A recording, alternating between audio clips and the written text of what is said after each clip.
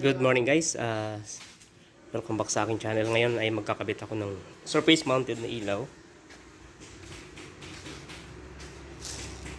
Ito yung ilaw natin, yan. Ito yung kanyang holder, kukonek to sa power supply. So direct to 20 yung kanyang ilaw. Ito, LED. So doon, yung bahay niya. So ang paglagay nito, sasalpak mo dito. Ayan. Ayan, ganyan ang mukha niya. Then, yung lock niya, yung pinaka-bracket niya doon sa kisame ito. So, lalagay mo muna ito sa kisame. Then, ayan, pag nalagay na, ito, may screw siya. So, ito yung maglalak dito. Then, okay na siya kapag na-splice mo siya. Okay. So, ganun lang siya. Ganun lang siya kadali i-install. Pero ang challenge dyan, paano mo siya ituwid ng maayos kapag may kabit na sa kisame. Ano? Paglalagay natin guys. Ito. Saka ito. Ayan. Mamaya, wall lamp naman dito. Binutas natin ng ganyan kalit guys.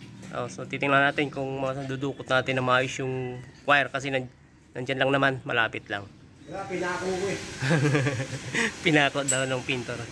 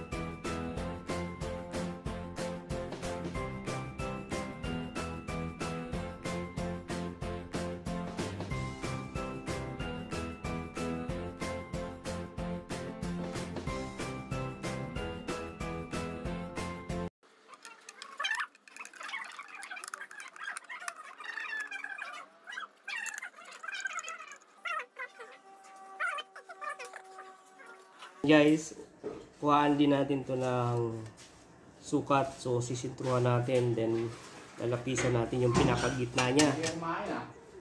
Ito. Then, ito. Tapos yung wall na ating pagkakabitan mamaya ay atin ding guguhitan.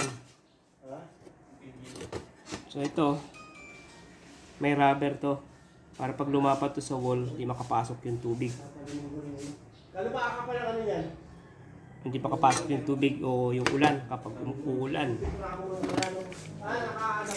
Gawa natin. So, alanganin yung sukat niya, 12.5 cm. Sa inches, 5 inches, 2.5. Sa inches tayo. Kailangan ng isang plywood dyan, meron pa sa loob eh. Inches ang sakto.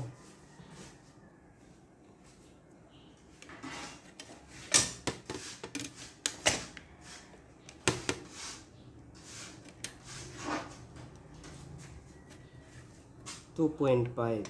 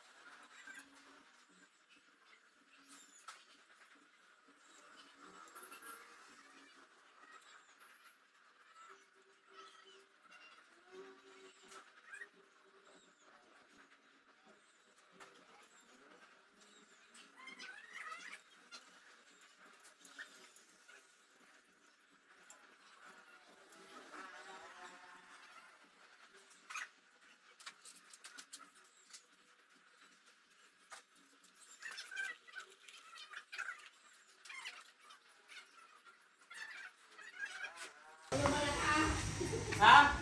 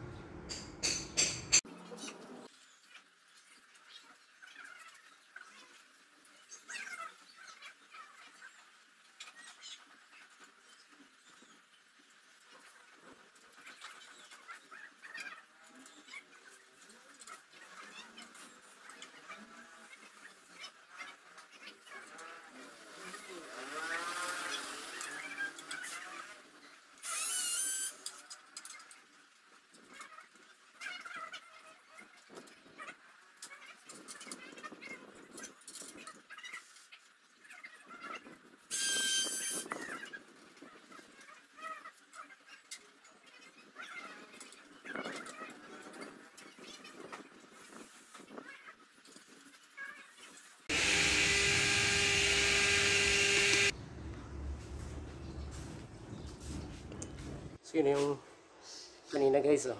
Okay na. Okay. So isa na lang. Kabit natin. So, medyo dandahanan tayo kasi nga masisilan sila. Lalo itong wall lamp. Ayan na guys. Sumilaw na. Ayos na. Ayun. Oh.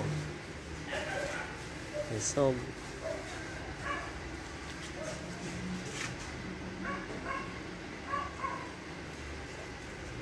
Ayan, ganun lang guys. Pero medyo may pagkasilan ng pag-install nitong mga to. Kahit sabihin mong madali lang tingnan yung paraan ng pag-install, pero kailangan pa rin natin ingatan, lalo na kisame. And then ito, kasi nababasag yan pag nabitawan nyo. Okay, so yan, kapix na rin to. Then doorbell, yung push button, kakabit ko na rin to doon sa labas. So sa push button guys, dalawang terminal lang naman yan, isang return, isang live. Kahit saan dyan pwede nyong ilagay yung wire. Then pag nagbukas naman ito lang, tanggalin lang tong screw, then kakalasin tong cover, ito. Tapos yung sa loob, doon i-screw yung yan, doon screwan para may fix to doon sa utility box. So tanggalin natin. So ayan, ganyan yung mukha niya guys. Ayan, fix na natin to doon. So siyempre off muna natin sa circuit breaker para safe tayo. So ayan na guys, okay na siya, tapos na. So yan ang mukha ng ating project sa labas guys. So unti-unti na naayos yung downspout kasi nakikabit na. Yan, may additional na design dyan sa may bintana. Okay.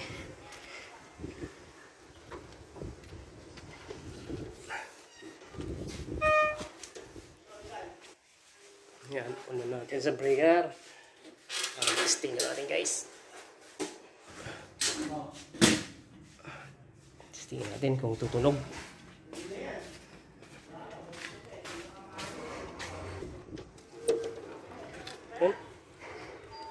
Yun.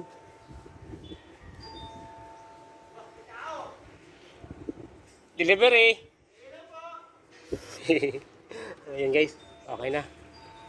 Ang lakas. Okay. Success. Okay, uwi na. So, ayan lang guys. Maraming salamat sa patuloy na pagsuporta sa aking munting channel. Hanggang sa muli. God bless.